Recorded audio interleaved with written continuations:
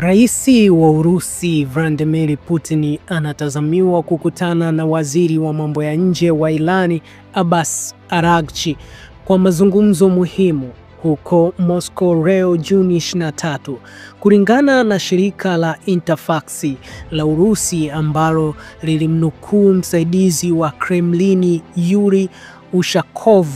Kulingana na ripoti nyingine ya AFP, Araghchi aliondoka Tehran Jumapili Juni 22 kwa mkutano wake wa mshirika wao saa 48 baada ya Marekani kushambulia maeneo muhimu ya nyuklia nchini Iran. Mwanadiplomasia mkuu wa Iran kukutana na Putin. Waziri wa mambo ya nje wa Iran Abbas Araghchi aliwasili Moscow siku ya Jumapili na anatazamiwa kukutana na Putin kwa mazungumzo kuhusu Iran na matishio ya kawaida ya Urusi. Aliviambia vyombo vya habari vya serikali ya Iran hapo awali. Wizara ya mambo ya nje ya Urusi ilisema inalaani vikali mashambulizi ya Marekani na kuyataja kuwa uamuzi wa kutowajibika ambao unakiuka waziwazi sheria za kimataifa. Urusi na Iran zilitia saini mkataba wa ushirikiano wa kina mnamo Januari na kuimarisha ushirikiano wao wa karibu wa kimkakati.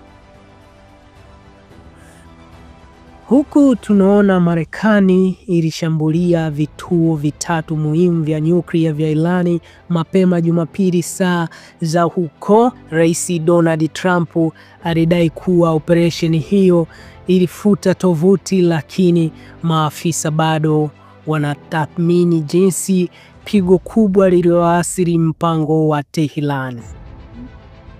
Israeli ilishambulia shabaha za serikali za Iran mjini Tehran siku ya Jumatatu katika mfululizo wa mashambulizi yaliyofuatia wingi wa makombora na ndege zisizo na rubani zinazorushwa na Iran dhidi ya Israeli kufuatia mashambulizi makubwa ya utawala wa Trump katika maeneo ya nyuklia ya Iran siku moja kabla. Wizara ya ulinzi wa Israeli imesema ililenga shabaha ikiwa ni pamoja na gereza la Evin katika mji mkuu wa Iran na makao makuu ya usalama ya wanajeshi wa mapinduzi. Iran imefanya shambulio la moja kwa moja la kombora la balistiki huko Tel Aviv, kuashiria kuongezeka kwa kushangaza na hatari katika mvutano wa Mashariki ya Kati.